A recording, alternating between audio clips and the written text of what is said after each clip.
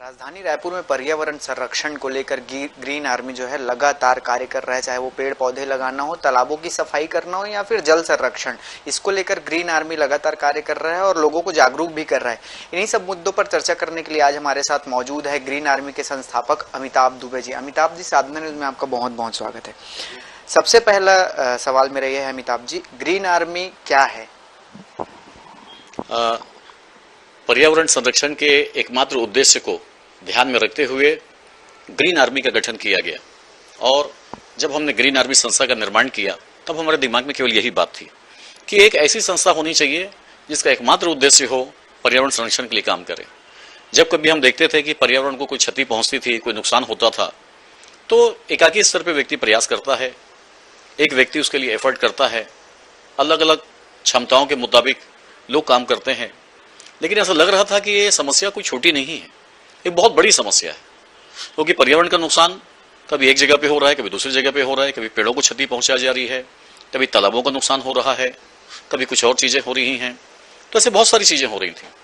तो इन सब बातों को ध्यान में रखते हुए जब हमने ध्यान दिया कि इसके लिए क्यों ना एक सेना का निर्माण किया जाए और सेना का निर्माण करके लोगों को संगठित किया जाए, टीम को जोड़ा जाए और टीम को जोड़कर ही हम एक बड़ा काम कर सकते हैं। तो जब ये दिमाग में आया कि पर्यावरण संरक्षण करना एक बहुत बड़ा काम है और बहुत जरूरी काम है, तो इसके लिए एक टीम, संगठित टीम की जरूरत महसूस हुई और इसको ध्यान में रखते हुए फिर ग्रीन आर्मी ये नाम दिया गया और हमने एक टीम बनाया। ये ग्रीन आर्मी की शुरुआत पहले किस स्तर से हुई थी? क्योंकि आज ग्रीन आर्मी एक बड़ा नाम है, चाहे वो राजधानी रायपुर की बात करें या फिर पूरे छत्तीसगढ़ की बात करें। कितने लोगों से आपने इसकी शुरुआत की थी और आज इस संगठन में कितने लोग हैं? लगभग 100 लोगों से इस टीम की शुरुआत हुई थी। ग्रीन आर्मी बना है 21 अप्रैल 2017 को। उससे पहले कम से कम 25-50 हम लोगों ने मीटिंग किया। अलग अलग जगह जहां हम देखते थे, बिलासपुर रोड में पेड़ कट रहे हैं, वीआईपी रोड जो आज आप देख रहे हैं वहां पे पेड़ कट रहे हैं, धमतरी रोड में जब पेड़ कट रहे हैं, इन सब चीजों को हमने देखा। जब महापौर से, मंत्रियों से, वन मंत्री से, पर्यावरण मंत्री से बात करने की बात आती थी तो कोई व्यक्ति इंडिविजुअल कैपेसिटी में सब तरफ से फोन आते थे कि भाई इसके लिए काम करना चाहिए, लेकिन करे कौन? इन सब चीजों को ध्यान में रखकर इस टीम का निर्माण किया गया। इसमें शुरू में तो हम 100 लोगों ने प्रयास किया, स्टार्ट किया काम को। फिर धीरे धीरे रायपुर नगर निगम की जो वर्किंग स्टाइल है कि वो वार्ड स्तर पे काम करती है, फिर जोन स्तर पे काम करती है, फिर पूरे रायपुर जिला में वो काम करते हैं। इसी को फॉलो करते हुए हमने रायपुर के 70 वार्ड में अपनी टीम बनाई। 70 वार्ड के साथ में पूरे रायपुर का एक नक्शा लेकर, जिस तरह से नगर निगम में 10 जोन है, हमने इसको 15 जोन में विभाजित किया। आसपास के गांवों को भी हमने शामिल किया और पूरी रायपुर बॉडी के लिए, रायपुर जिला के लिए एक 36 व्यक्तियों की सेंट्रल कोर कमेटी हमने बनाई। और अब पूरे छत्तीसगढ़ में इस पे हम काम करने जा रहे हैं। हर जिला में, छत्तीसगढ़ के हर जिला में इसकी बॉडी बन रही है। लोग ग्रीन आर्मी के कार्यों से प्रभावित होकर ग्रीन आर्मी से जुड़ रहे हैं। वर्तमान में लगभग इसके 1,500 सदस्य हैं। ये एक हर किसी संगठन का कोई ना कोई उद्देश्य होता है। हालांकि आपने बताया कि ग्रीन उद्देश्य है आप लोग का, ग्रीन आर्मी का। और क्या कुछ खास उद्देश्य लेके आप लोग मैदान में उतरे और आज वो जो उद्देश्य है पूरा होता दिख रहा है? निश्चित रूप से हर संगठन का, हर संस्था का एक मुख्य उद्देश्य होता है। हमारे मन में भी विचार तभी आया जब रायपुर की पहचान होती थी कि भारत ही नहीं, एशिया के सबसे बड़े खराब 10 शहरों में सबसे ज्यादा पॉल्यूटेड, सबसे ज्यादा गर्म, सबसे ज्यादा हॉट सिटी अगर कोई मानी जाती थी तो रायपुर शहर मानी जाती थी। रायपुर शहर हमारे छत्तीसगढ़ की राजधानी है। हम सब रायपुरवासी हैं। मैंने देखा कि पर्यावरण के प्रति प्रेम हर व्यक्ति के मन में है, चाहे वो कोई सामान्य नागरिक हो, कोई नेता हो, मंत्री हो, अधिकारी हो। आप किसी से भी बात कीजिए, मैं सोचता हूं कि जिस व्यक्ति से बात करेंगे हर व्यक्ति ये बोलेगा कि नहीं, पर्यावरण संरक्षण होना चाहिए, पर्यावरण का नुकसान नहीं होना चाहिए। लेकिन रिकॉर्ड ये बता रहे हैं कि लगातार पर्यावरण का नुकसान हो रहा है। जब कोई व्यक्ति चाह ही नहीं रहा है पर्यावरण को नुकसान करना, हर व्यक्ति चाहते हैं पर्यावरण संरक्षित हो, तो फिर क्यों पर्यावरण का नुकसान हो रहा है? क्योंकि ये कोई भाजपा, कांग्रेस या हिंदू मुस्लिम वाली बात तो है नहीं कि इसमें कोई लोग पक्ष में हो, कोई लोग विपक्ष में हो। सारे लोग मां धरती की सेवा करना चाहते हैं, सारे लोग पर्यावरण की रक्षा करना चाहते हैं। फिर क्या कारण है कि पर्यावरण दिनों दिन बर्बाद हो रहा है? तो एक हमारे मन में आया, जिस तरह से नागपुर की पहचान है ऑरेंज सिटी, जिस तरह से जयपुर की पहचान है पिंक सिटी, जिस तरह से बेंगलोर की हम बात करते हैं तो कहते हैं कि ग्रीन सिटी, तो क्यों ना रायपुर की पहचान भी एक ग्रीन सिटी के रूप में होनी चाहिए। तो हमने एक मुख्य उद्देश्य रखा, green Raipur, mission green Raipur. Green army का पहला मिशन हमने बनाया, मिशन ग्रीन रायपुर। तो मिशन ग्रीन रायपुर अब होगा कैसे पूरा? तो जितने स्कूल हैं, जितने कॉलेज हैं, जितने हॉस्पिटल हैं, जितने चर्च, जितने मंदिर, जितने मस्जिद, जितने गुरुद्वारा, जितने सरकारी बंगला, जितना प्राइवेट फार्म हाउस, जितने सरकारी बंगले, इन सबको हम चिन्हांकित करते गए। और इन दिनों हर जगह हम रिक्वेस्ट करते हैं कि आप वृक्षारोपण करें, पेड़ लगाते जाएं, क्योंकि वृक्षारोपण ही इसका एकमात्र तरीका है। शहर जब बसा तो बहुत सारे पेड़ पौधे काट दिए गए, और निश्चित रूप से तालाब ही एकमात्र ऐसा जगह है, शमशान घाट ही ऐसा जगह है जहां पे आप पीपल, नीम, बरगद ऐसे विशाल पेड़ आप लगा सकते हैं। तो इन सब चीजों को एक साथ एकत्र करके जब हम काम करते हैं तो हमने एक ड्रीम देखा। जैसे आपने पूछा कि मुख्य उद्देश्य क्या है, तो मुख्य उद्देश्य पर्यावरण संरक्षण, और उसमें से भी पहला उद्देश्य है ग्रीन रायपुर। ये ग्रीन रायपुर की हम बात करते हैं, लगातार आप लोग पेड़ पौधे लगाते हैं, तालाबों की सफाई करते हैं, ये किस तरह से सपना जो है आप लोग का साकार होगा? अभी किस चरण में पहुंचे हैं ग्रीन रायपुर के? जब हमने इस फील्ड में काम करना प्रारंभ किया तो जितने भी पर्यावरण के विशेषज्ञ थे, अनुभवी लोग थे, ज्ञानी विज्ञानी लोग थे, बड़े बुजुर्ग थे, सबने एक चीज से आगाह किया था। सबने ये कहा था कि सबसे आसान काम है वृक्ष लगाना, और सबसे मुश्किल काम है उन छोटे छोटे पौधों को एक बड़ा पेड़ के रूप में बनाना। निश्चित रूप से तो हमने एक परिकल्पना करी इसमें कि जिस तरह से माँ एक बच्चे को जन्म देती है, वृक्षारोपण को हमने उससे जोड़ा, वृक्षारोपण को हम लोगों की भावनाओं से जोड़े, और हमने सबसे निवेदन किया कि जिस तरह से कन्यादान की स्कीम होती है कि जब माँ बाप किसी बेटी का, अपनी बच्ची का जब वो विवाह करने जाते हैं तो वो सारी इंक्वायरी पहले करते हैं, इंक्वायरी बाद में नहीं करते। इस कॉन्सेप्ट को हम जब वृक्षारोपण करने कहीं जाते हैं या लोग हमारे पास फोन आता है कि वृक्षारोपण करना है, तो हम समझाते हैं कि आप पहले सारी इंक्वायरी कर लीजिए कि आपके पास में पानी है कि नहीं, माली है कि नहीं, सुरक्षा है कि नहीं, उसको खाद पानी देने के लिए व्यवस्था प्रॉपर सब है कि नहीं है। अगर है तब आप वृक्षारोपण करो। जैसे सारी इंक्वायरी हो गई तब हम बिटिया का वहां पे कन्यादान करते हैं, विवाह फिक्स करते हैं। ऐसा जिंदगी में कभी नहीं होता कि आप शादी पहले कर दो, कन्यादान पहले कर दो, बाद में इंक्वायरी करो कि वो घर उसके लिए ठीक है कि नहीं, परिवार ठीक है कि नहीं। और सबसे बड़ी गलती, मैं पूरे जिम्मेदारी के साथ मैं कहता हूं, सबसे बड़ा तकलीफ यही है कि वृक्षारोपण बहुत हो रहे हैं, इतने वृक्षारोपण हो रहे हैं। साधन न्यूज के माध्यम से मैं जानकारी देना चाहूंगा कि मतलब बेतहाशा वृक्षारोपण हो रहे हैं। जरूरत है वृक्षारोपण की संख्या भले थोड़ी सी कम हो, थोड़ा सा कम वृक्षारोपण करो, लेकिन जहां करो पुख्ता करो, मजबूत करो। इसके लिए हमने एक फॉर्म तैयार किया है, इसके हम कहते हैं ग्रीन कैंपस का निर्माण करना, और उसके लिए पहले हम इंक्वायरी करते हैं। जैसे हमारे पास कहीं से भी एक फोन आता है कि भैया यहाँ वृक्षारोपण करना है, हम वहां एक आदमी भेजते हैं जो फॉर्म लेके जाता है, जो उनसे 5 क्वेश्चन करता है। क्वेश्चन नंबर 1, क्या उस जगह की जमीन मालिक से लीगल परमिशन है? क्वेश्चन नंबर 2, क्या उस जगह का सिक्योरिटी है? आज हमने पेड़ पौधा लगा दिया, कल उसको गाय बकरी खा तो नहीं देगी, या ट्री गार्ड या तार फेंसिंग या कांटों का तार या बाउंड्री वाल या कोई भी ऐसी चीज जिससे पेड़ पौधे हमारे सुरक्षित रहे। तीसरा, क्या वहां पे कोई ऐसा व्यक्ति है जो उसको साल 2 साल पानी उसमें डाल सके? क्या पानी की व्यवस्था वहां पे है? और आखिरी लास्ट चीज, क्या कहाँ कोई ऐसा व्यक्ति है जो उसकी रिस्पॉन्सिबिलिटी ले कि हाँ इन पेड़ों की मैं जिम्मेदारी लेता हूं, मैं उसको गोद लेता हूं, या इनकी मैं देख रेख केयरटेकिंग करूंगा और समय समय पर हमारे क्वेश्चन आंसर का, हमारी इंक्वायरी का, सुपरविजन को जवाब दे। जब ये 5 बातें हमारी तय होती है तब वहां पे हम वृक्षारोपण के लिए अनुमति प्रदान करते हैं और ग्रीन आर्मी टीम वृक्षारोपण करती है। और मैं जिम्मेदारी के साथ बोलता हूं, अगर ये काम को करके कहीं भी आप वृक्षारोपण करेंगे, आपका 80% से ज्यादा सक्सेस का रेशियो आएगा। और ये काम आप नहीं करेंगे तो चाहे वो मुख्यमंत्री हो, प्रधानमंत्री हो, कलेक्टर हो, कमिश्नर हो, चाहे वन विभाग हो, आगे पाठ पीछे सपाट हो जाएगा। इसी से जुड़ा हुआ एक सवाल है, आज के डेट में हम काफी जगहों पे देखते हैं कि लोग पेड़ लगा देते हैं, एक दिन के लिए फोटो खिंचा लेते हैं, सोशल मीडिया में डाल देते हैं और भूल जाते हैं। उसके बाद उस पेड़ की क्या कंडीशन है ये कोई देखने नहीं जाता है। ग्रीन आर्मी के पास भी कई बार ऐसा होता होगा, फोन आते होंगे कि भाई आप पेड़ लगा दीजिए, और आपने जैसे कहा कि आप सवाल भी पूछते हैं, तो उस हिसाब से तो एक चीज सही हो जाती है कि सवाल पूछ के आप वहां पहुंचते हैं। लेकिन कई बार ऐसा होता होगा कि खाली फोटो खिंचा के कई लोग चले जाते हैं, एक दिन के बाद दूसरे दिन उसको देखने तक नहीं जाते। बिल्कुल सही आपने कहा कि अभी लोगों की सोच यही रहती है कि जब भी हर के मन में भावना आती है कि मैं वृक्षारोपण करूं, कई के मन में आता है कि भाई मेरा आज जन्मदिन है, मेरे बच्चे का जन्मदिन है, या मेरा आज शादी का सालगिरह है तो मैं वृक्षारोपण करूं। तो हम जाके समझाते हैं कि भैया अभी मई का महीना चल रहा है, अभी अप्रैल का महीना चल रहा है, मार्च का महीना चल रहा है। अगर आपके मन में पर्यावरण के लिए कुछ करने की इच्छा है, कुछ वृक्षारोपण करने की इच्छा है, तो आज आप घोषणाएं कर दो। लेकिन पेड़ कब लगाओ? जब प्रकृति उसकी इजाजत देती हो, क्योंकि मार्च में, अप्रैल में, मई के खतरनाक महीनों में वृक्षारोपण बिल्कुल नहीं करना चाहिए। इस दौरान जो लगे पेड़ हैं वही बेचारे पानी पानी पानी चिल्लाते रहते हैं, और पानी की कितनी किल्लत होती है हम सब जानते हैं। तो जो पहले से लगे पेड़ हैं उसी को हम जिंदा करके सर्वाइव कर लेंगे 3-4 महीनों में, ये बहुत बड़ी बात होती है। तो हमारा सबको ये एडवाइस है कि गर्मी के जो 3-4 भीषण गर्मी के महीने होते हैं वहां वृक्षारोपण की जिद बिल्कुल ना करें, और मैं एक चीज और इसमें साथ में बोलना चाहूंगा, अभी 5 जून पर्यावरण दिवस अभी आने वाला है। ये 1974 में संयुक्त राष्ट्र संघ के द्वारा घोषित किया गया था कि पूरे विश्व में ग्लोबल वार्मिंग को ध्यान में रखते हुए पर्यावरण संरक्षण के लिए पूरा विश्व सचेत हो, लोगों का ध्यान पर्यावरण संरक्षण की तरफ आना चाहिए। विश्व पर्यावरण दिवस 5 जून, इसमें कंफ्यूजन लोगों को यह हो जाता है कि ये वृक्षारोपण दिवस है। ये वृक्षारोपण दिवस नहीं है। इसमें वृक्षारोपण हम कब करें? जब आपके प्रदेश में, आपके राज्य में, आपके शहर में, आपके देश में पहली मानसूनी बरसात हो जाए, उसके बाद आप वृक्षारोपण करें। और ये हर साल तिथि इसकी अलग होती है। जैसे इस बार हमको उम्मीद है कि 10 से 15 जून के आसपास रायपुर में मानसून आ जाएगा, तो 5 जून के बदले हम 5-7 दिन पेंडिंग करें।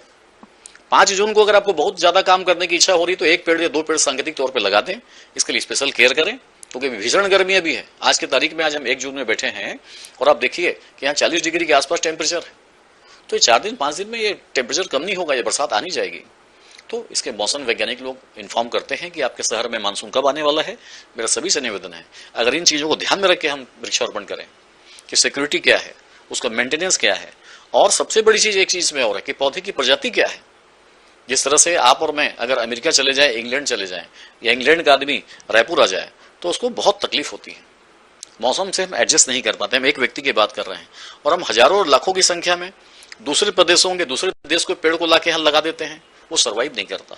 तो छत्तीसगढ़ की भूमि में छत्तीसगढ़ के जो पेड़ हैं, महुआ है, आम है, इमली है, पीपल है, बरगद है, नीम है, कदम है, हजारों पेड़ हैं जी, बेल है, जामुन है, सीताफल है, ये सब पेड़ों को लगाइए आप।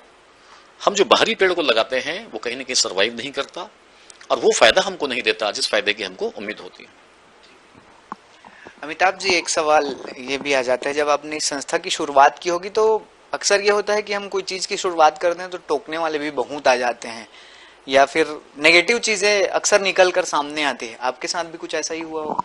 बहुत बढ़िया क्वेश्चन आपने किया है, क्योंकि किसी भी कार्य की जब हम शुरुआत करते हैं तो ये प्रॉब्लम तो आती ही है। तो उसके लिए हमने जब शुरू में मैंने आपको बताया कि 100 लोगों की हमारी मीटिंग हुई थी, और उस मीटिंग से पहले हमने करीब 50 मीटिंग करी थी। प्रथम मीटिंग जो हमारे स्थापना दिवस था, उसके पहले हमने लगभग 25-50 मीटिंग करी। 5-5-10 साथियों के साथ में बैठते गए, पर्यावरण प्रेमी के साथ में बैठे। तो ये बात सबने आगाह किया कि इतना रास्ता इतना आसान नहीं है। कुछ लोग कहेंगे कि भैया क्या काम कर रहे हो, इसकी क्या जरूरत है, ये है वो है, बहुत सारी चीजें हैं। तो हमने जो मुख्य उद्देश्य रखा पर्यावरण संरक्षण, उसको 4 भागों में बांटा। पहला पेड़, दूसरा पानी, तीसरा पॉलीथीन और चौथा प्रदूषण। तो प्रदूषण के भी 4 भाग हैं। प्रदूषण कंट्रोल करने के लिए हम काम करते हैं तो वायु प्रदूषण, जल प्रदूषण, थल प्रदूषण जिसमें सफाई आता है, और चौथा है हमारा माइंड पॉल्यूशन। तो उसके अंदर में हम ये चीज लेते हैं, लोगों को समझाते हैं, ट्रेनिंग देते हैं, बाकी लोगों को समझाते हैं कि भैया एक शुरुआत हम कर रहे हैं, आप भी इसमें जुड़ें और धीरे धीरे चीजें बेटर होते जाएंगी। हमारे लोग डिप्रेस होते हैं, उसके लिए मोटिवेशनल ट्रेनिंग प्रोग्राम हम लेते हैं। हमारा एक ट्रेनिंग डिपार्टमेंट है। अपने लोगों को संगठन के बारे में सिखाते हैं कि बातचीत कैसे करें, नेगेटिविटी से दूर कैसे रहें। और जब ये सब काम आप करते हैं तो बहुत सारे लोग नकारात्मक सोच लेकर आते हैं, उससे सावधान रहें, अलर्ट रहें, तभी कोई संगठन काम कर पाता है।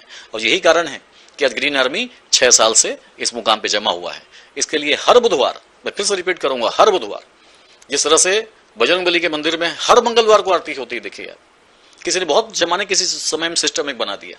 तो चूंकि मैं बजरंगबली को बहुत मानता हूं, तो मेरे मन में एक इच्छा थी और मैंने देखा था बजरंगबली मंदिर को बहुत अच्छे से कि ठीक शाम के 7 बजे कोई आए चाहे मत आए, पंडित जी आरती करते हैं, पूजा होती है। तो मैंने इस चीज को बहुत नजदीक से देखा, और देखने के बाद ग्रीन आर्मी में बुधवार का दिन होता है, सदाबहार दिन होता है। तो इस दिन को हम सबको बोल दिए कि शाम के 6 बजे आप दुनिया में कहीं भी रहें, आपके दिमाग में घंटी बजनी चाहिए ग्रीन आर्मी। तो प्रत्येक बुधवार को, इवन कोविड काल में भी हमारी जूम मीटिंग होती थी, और आज भी, आज बुधवार है, देखिए संयोग की बात है, आज शाम की हमारी 6 बजे मीटिंग है। ये जल संरक्षण को लेके भी आप लगातार काम करते हैं। राजधानी रायपुर में भी अभी तालाबों की सफाई के लिए ग्रीन आर्मी जो है उतरी हुई है। जल है तो कल है। वृक्ष तभी जिंदा रहेंगे जब जल होंगे, और जल तभी होंगे जब वृक्ष रहेंगे। सब एक दूसरे के साथ में बंधे हुए हैं। इसलिए ग्रीन आर्मी ने जल संरक्षण की जिम्मेदारी भी ली है। इसको हम ब्लू विंग कहते हैं। एक ग्रीन विंग है, एक ब्लू विंग है, एक ब्राउन विंग है, एक व्हाइट विंग है। तो हमारा ब्लू विंग इसके लिए काम करता है। रायपुर का बूढ़ा तालाब आपने देखा होगा, और बूढ़ा तालाब में आप सभी जानते हैं कि कितना बड़ा कचरा मारवाड़ी शमशान के ठीक सामने पड़ा हुआ था। हम विगत 5 वर्षों से उसके लिए संघर्ष कर रहे थे। हमने वहां पे मानव श्रृंखला बनाई, 2500 लोगों को साथ में लेके, मैं पूरी जिम्मेदारी के साथ में बोल रहा हूँ, 2500 लोगों को लेकर पूरे बुढ़ा तालाब को घेर के हमने एक मानव श्रृंखला बनाई और अपना संदेश हमने वहां पे पहुंचाया। तत्कालिक महापौर वहां प्रमोद दुबे जी उस कार्यक्रम हमारे आए थे। उस दिन हिंदुस्तान की तारीख का सबसे बड़ा फैसला अयोध्या का फैसला आया था और 10 बजे के बाद में धारा 144 लागू थी। लेकिन चूंकि हमारा कार्यक्रम सुबह 7 बजे से लेकर 8:30 बजे तक का था, 1.5 घंटे का था, इसलिए हमको परमिशन मिला था। क्योंकि हमारा कार्यक्रम राजनीतिक कार्यक्रम नहीं था, हमारा कार्यक्रम जो था वो तालाब के लिए था, जल के लिए था।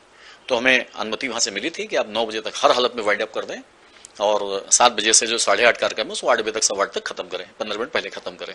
वो हमने किया। उस दौरान हम लोग 5000 लोगों को बुलाने का हमने प्लान किया था, जबकि उस दिन बहुत सारी बसें बाहर की हमारी रोक दी गई, बहुत सारे मेंबर हमारे नहीं आ पाए, स्टूडेंट नहीं आ पाए, तो 2500 लोग वहां पे मानव श्रृंखला बनाए। और उसके बाद हमने एक डिसीजन लिया, केवल एक दिन का शो करके प्रदर्शित नहीं किए। हम लोग दोनों काम करते हैं, एक तो पेपर में काम करते हैं, सांकेतिक तौर पर एक मैसेज देने का काम करते हैं, और दूसरा सबसे बड़ा चीज होता है कि आपको एक्चुअल एक्शन लेना पड़ेगा। तो उस दिन हमने घोषित किया कि एक व्यक्ति एक घमेला प्रत्येक रविवार को सुबह 7 से 8 हम बूढ़ा तालाब की सफाई प्रारंभ कर रहे हैं। ये हमने शुभारंभ कर दिया, आगाज कर दिया। हमने क्या किया, सभी व्यक्ति को बोला कि भैया कुछ नहीं करना है, एक रापा, एक घमेला, एक लेना है, कचरा निकालना है, एक घमेला तालाब से कचरा निकाल के आपको रोड में फेंक देना है। अगर हमारे 25 मेंबर आते हैं तो 25 घमेला कचरा हम निकाल के फेंक देंगे। हम नगर निगम में टीम को साथ में लेते थे, नगर निगम टीम ने पूरा हमारा सहयोग किया। उनके कुछ कर्मचारी आते थे, वो भी हमारे साथ भिड़ते थे, उनकी गाड़ियां आती थी, उस कचरे को उठा कर लेके जाती थी। धीरे धीरे जब प्रत्येक रविवार को हम इस कार्यक्रम को करते गए तो नगर निगम को लगा कि कुछ तो हो रहा है। फिर उनकी सेंट्रल कमेटी एक होती है, तो उसमें तत्कालिक महापौर प्रमोद दुबे जी ने उस पूरे सेंट्रल कमेटी को हमारे साथ लगा दिया। तो उनके 10-10 कर्मचारी आने चालू हो गए, फिर उनके गाड़ी घोड़ा सब लगने, सिस्टम लगना चालू हो गया।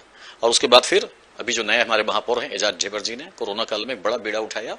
वो पूरा नगर निगम का पूरा अमला लेकर खुद वहां बैठ गए और ग्रीन आर्मी की इस मांग को कि तालाब की सफाई होनी चाहिए, 1100 ट्रक कचरा वहां से निकला है।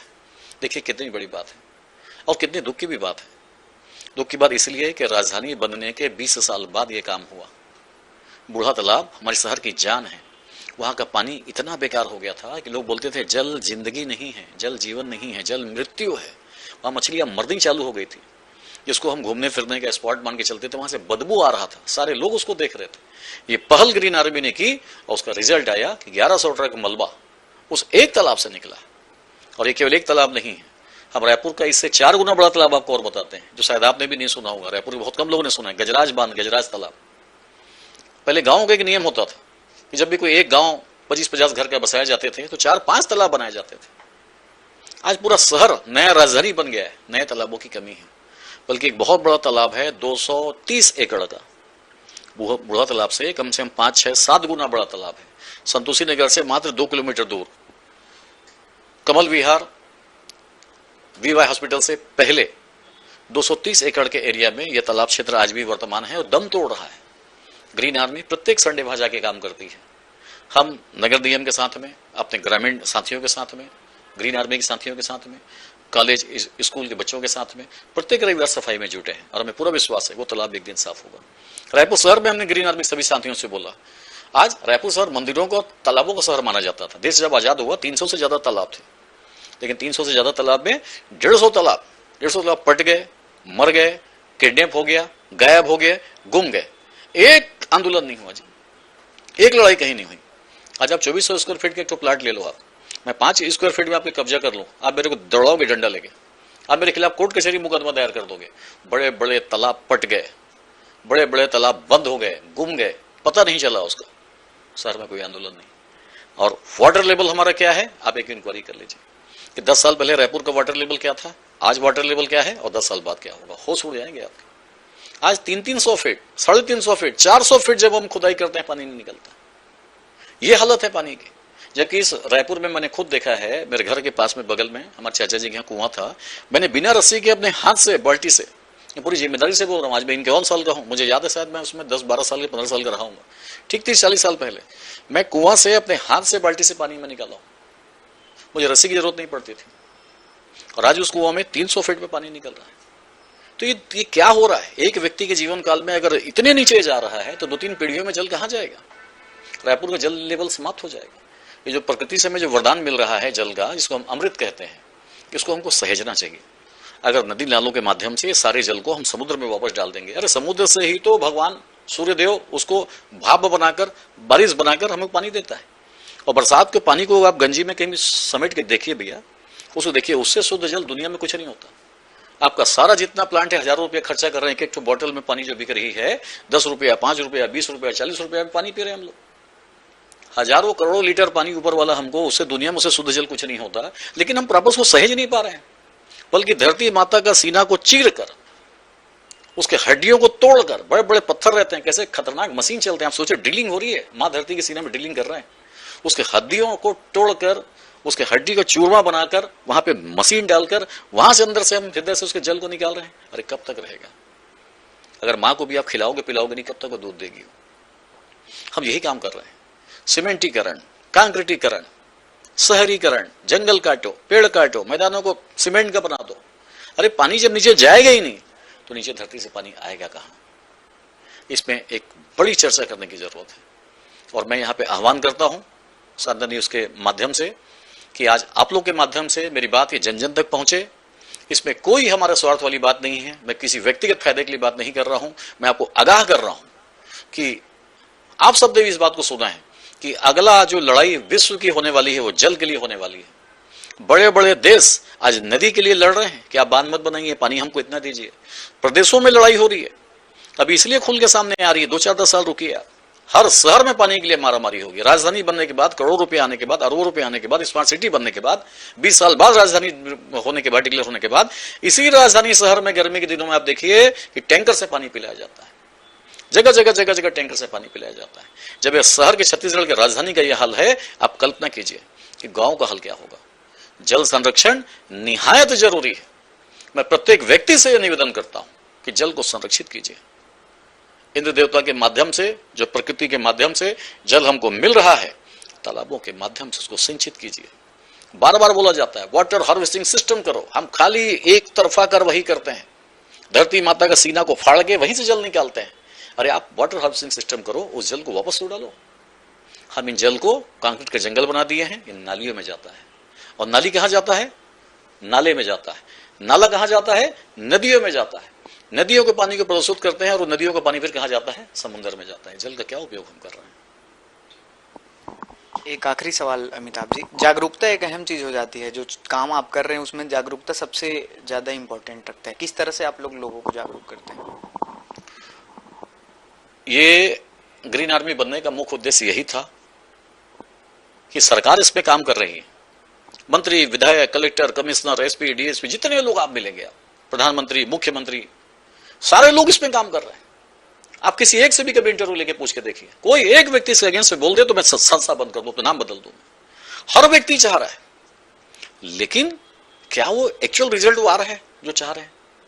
उनकी अपनी मजबूरी है, वो दिन और रात केवल पर्यावरण के लिए नहीं भिड़ सकते, लेकिन ये जनता की जिम्मेदारी है। आज पॉलिथीन की बात हम करते हैं, देखिए जहर, गौ माता उसमें जान दे रही है, हमसे पॉलिथीन का जहर पी रहे हैं। एक कप चाय, गर्मा गर्म खौलता हुआ चाय, हम गरम गरम चाय पीना पसंद करते हैं। एक पतला सा प्लास्टिक, उसमें गरम गरम खौलता हुआ जो हम चाय पीते हैं, सोचिए कितने प्लास्टिक के कण हमारे पेट के अंदर में जाते होंगे। अरे हम तो वो लोग हैं जो मटका का पानी पीते थे, हम तो वो लोग हैं जिसे तामी होता था, तामी के बर्तन होता था हमारे घर में, और बोलते थे बेटा कि उस तामी के बर्तन में पानी पियो, तांबा के बर्तन में पानी पियो, जल शुद्ध होता था। उस जमाने के हम लोग हैं। और आज हम कहां पानी पी रहे हैं? प्लास्टिक में। वो प्लास्टिक में पानी 5 दिन पहले का था, 7 दिन पहले का था, 10 दिन पहले का था, 20 दिन पहले का था, किसको मालूम? वो प्लास्टिक का पानी गाड़ी में आया है, ट्रेन में आया है, बस में आया है, कितना दिन पुराना है क्या मालूम।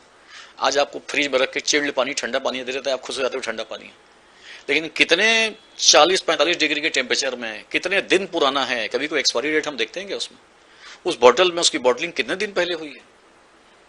तो इन चीजों को नहीं देखते हैं। और उस पानी आने के बाद में उसके प्लास्टिक के कितने कण उसके अंदर में आ गए हैं, ये हम बिल्कुल नहीं देखते। इन सब के लिए जनता की अवेयरनेस बहुत ज्यादा जरूरी है। इसीलिए हम स्कूल, कॉलेज, पब्लिक, समाज, सोसाइटी, मतलब जनता को जोड़ना जरूरी है। ये आंदोलन जन आंदोलन होना चाहिए। ये आंदोलन किसी एक व्यक्ति, 2 व्यक्ति से नहीं होगा। अगर आप इसमें अकेले काम करेंगे, मैं अकेले काम करूंगा, प्रधानमंत्री अकेले काम करेंगे, नाक रगड़ डालें, जब तक कि इसको जन आंदोलन का रूप नहीं देंगे। आजादी का आंदोलन, देश को आजाद कराना है, क्या किसी एक व्यक्ति का आंदोलन था? जब ये जन आंदोलन का रूप लिया, सफाई आंदोलन, स्वच्छता का आंदोलन, जब ये जन आंदोलन का रूप लेता है, हमारे माननीय प्रधानमंत्री नरेंद्र मोदी जी ने सफाई के आंदोलन को जन आंदोलन बनाया। टॉयलेट के निर्माण के बारे में जब उन्होंने बात की, लोगों को लगता था प्रधानमंत्री टॉयलेट की बात कर रहे हैं, लेकिन सोचिए कितने, रायपुर शहर की मैं बात कर रहा हूं, हजारों में माताएं बहनें, टॉयलेट नहीं था उनके घरों में, टॉयलेट के लिए बाहर जाती थी। इस चीज को सोचिए कितनी बड़ी तकलीफ थी। इन चीजों को एड्रेस करने के लिए जन आंदोलन बनाया, पिक्चर के माध्यम से, टीवी के माध्यम से, लोगों के माध्यम से अपील किया, जनता को जोड़ा। जनता को जब बात समझ में आई तो जनता इसमें आगे आई और वो आंदोलन सफल हुआ। आज पर्यावरण संरक्षण ठीक वैसे ही मैटर है। आज एक व्यक्ति, दो व्यक्ति, एक सरकार, प्रधानमंत्री, मुख्यमंत्री, सेंट्रल गवर्नमेंट, राज्य सरकार, इस सबसे कुछ नहीं होने वाला। एक जन आंदोलन चालू करना पड़ेगा, मैं पूरी जिम्मेदारी से बोल रहा हूं। और हमने इस काम के लिए ग्रीन आर्मी पूरी ताकत से भिड़ी हुई है और अभी हम पूरे छत्तीसगढ़ स्तर पर भ्रमण कर रहे हैं, छत्तीसगढ़ स्तर पर लोगों को जगा रहे हैं। और सबसे पहले हमारा टारगेट है यूथ, पूरे स्कूल और पूरे कॉलेज।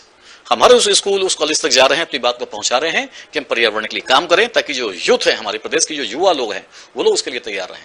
जन जागरण बहुत जरूरी है और जन जागरण की आज बहुत ज्यादा आवश्यकता है, बहुत ज्यादा आवश्यकता है। अगर मैं कुछ क्वेश्चन आंसर करूं तो सामान्य व्यक्ति को नहीं मालूम होगा भी क्या इसके आंकड़े। तो इसीलिए मेरा निवेदन है कि न्यूज, पेपर, मीडिया, इन सब माध्यम से हम पर्यावरण संरक्षण का एक संदेश दें।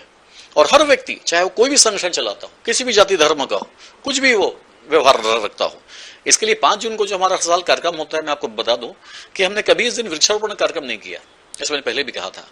तो ग्रीन आर्मी का 6वां साल है। हम विगत 5 वर्ष से और इस वर्ष भी हम धार्मिक जो लोग हैं उनको जोड़ते हैं। देखिए, अब आप चुनाव देखे होंगे, चुनाव में लोग मंदिर, मस्जिद, गुरुद्वारा जाते हैं, उनके धर्म के प्रति आस्था रहे चाहे मत, उनको मालूम है कि ये धर्म गुरु हैं, इनके पीछे लाखों लोग हैं। वो मंदिर भी जाएंगे, मस्जिद भी जाएंगे, गुरुद्वारा भी जाएंगे, चर्च भी जाएंगे, वो चुनाव के लिए वोट मांगते हैं।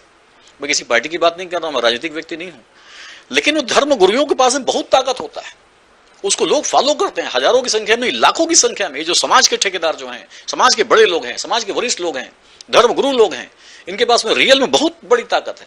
इन ताकत को भी ग्रीन आर्मी पर्यावरण संरक्षण के लिए, जन जागरूकता के लिए जोड़ रही है। हम हिंदू, मुस्लिम, सिख, ईसाई, चारों धर्म के धर्म गुरुओं को हर 5 तारीख को बुलाते हैं। आगामी 5 तारीख को भी चारों लोग आ रहे हैं और इनसे हम एक ही चीज निवेदन करते हैं कि पर्यावरण संरक्षण में धर्म का क्या योगदान है। अगर कोई मुस्लिम धर्म गुरु आते हैं तो बोलते हैं भैया हमको बाकी कुछ नहीं चाहिए, आप ये ग्रीन ग्रीन ग्रीन ग्रीन क्यों करते हो, ये हमको बताओ। और आपको मैं बता दूं कि इस्लाम धर्म कहां से आया है। इस्लाम धर्म आया है रेगिस्तान तरफ से, वहां पे हरियाली नहीं थी। उन्होंने संदेश दिया था कि ग्रीनरीज करो, यह संदेश है इस्लाम का। क्रिश्चियन लोग आपने देखा होगा, क्रिश्चियन ट्री क्या चीज है। अरे वेटिकन सिटी में पेड़ उगता है जी, उसको रायपुर में मत लगाओ, तो लोग क्रिसमस ट्री को रायपुर में लगाते हैं। अरे वो पेड़ लगाओ का संदेश है। जैसे आपको मैं कोई तुलसी के पौधा दे दूं, मतलब अमेरिका में तुलसी लगाओ ऐसा मतलब नहीं है मेरा। अरे आप पेड़ लगाइए, वृक्षारोपण कीजिए, ये उसका संदेश है। मैं अगर मैं सिख धर्म की बात करूं तो सिख धर्म के गुरु ग्रंथ साहब में कई जगह इस बात का उल्लेख है कि वृक्षारोपण होना चाहिए। अमृतसर में बेर का बहुत बड़ा पेड़ है। हिंदू धर्म की बात करूं, हिंदू धर्म में तो प्रकृति के प्रेम के लिए पटा हुआ है। वो तो साक्षात पीपल और बरगद को तो भगवान का रूप मानते हैं। पीपल और बरगद को तो काटना मना है। वो तो बोलते हैं प्रभु की हत्या कर रहे हो, पाप लगेगा, आपके धर्म भ्रष्ट हो जाएंगे, जिंदगी बर्बाद हो जाएगी। पीपल बरगद कितना महत्व है। नदियों को पूजा करते हैं, वायु को वो पवन देव कहते हैं, नदी को देवी कहते हैं, पर्वतों को देवता कहते हैं। तो ये सारे धर्मों का सार यह है कि प्रकृति की आप संरक्षण करें। ये जन जागरण का ही तरीका है। ये बहुत बड़ा जन जागरण है कि लोग बोले पीपल को काटने से बचाना है, तो बोले पीपल देवता है उसे मत काटो। ये जन जागरण है। तो इन धार्मिक जो लोग हैं उनको पर्यावरण संरक्षण के बारे में बोलना चाहिए। हम हर धर्म गुरुओं से, हर समाज के प्रमुख से, चाहे वो अग्रवाल समाज के हों, चाहे वो सिख समाज के हों, चाहे ब्राह्मण समाज के हों, चाहे देवगन समाज के हों, हर समाज के प्रमुख से हम अनुरोध करते हैं हाथ जोड़ के कि अपने समाज में पॉलीथीन का बहिष्कार करें, अपने समाज में वृक्षारोपण करें, अपने समाज में जल संरक्षण करें, अपने समाज में दोना पत्तल ये सब चीजों का इस्तेमाल करें, बनस्पत की, प्लास्टिक के कचरों के। आपने देखा वो जो भंडारा का आयोजन होता है, पट जाते हैं उससे। लेकिन कुछ कुछ धर्मों में देखिए सफाई अभियान पीछे, आखिरी पीछे में से डब्बा चलना चालू हो गया। ये जन जागरण है। जरूरी नहीं है कि ग्रीन आर्मी काम करे, जरूरत तो यह है कि हर समाज, हर व्यक्ति, हर नागरिक इस काम में अपना योगदान दे। ये इसका उद्देश्य है। बहुत बहुत धन्यवाद। तो ये थे हमारे साथ ग्रीन आर्मी के संस्थापक अमिताभ दुबे जी, जिन्होंने बताया कि किस तरह से ग्रीन आर्मी लोगों को जागरूक करने के साथ साथ पेड़ पौधे लगाना, तालाब संरक्षण करना और इसके अलावा वायु प्रदूषण को लेकर काम कर रही है। कैमरा पर्सन राजेश बेहरा के साथ श्रीकांत यदु, साधना न्यूज, रायपुर।